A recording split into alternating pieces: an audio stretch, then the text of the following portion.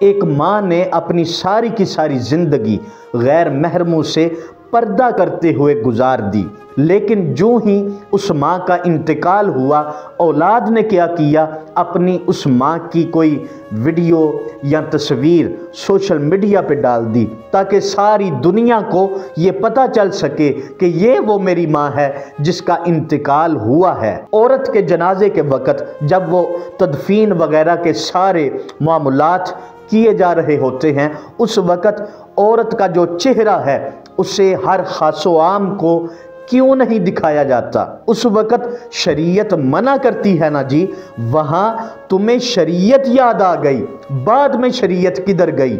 بعد میں تم اپنی مرضی کیوں کرنے لگ جاتے ہو؟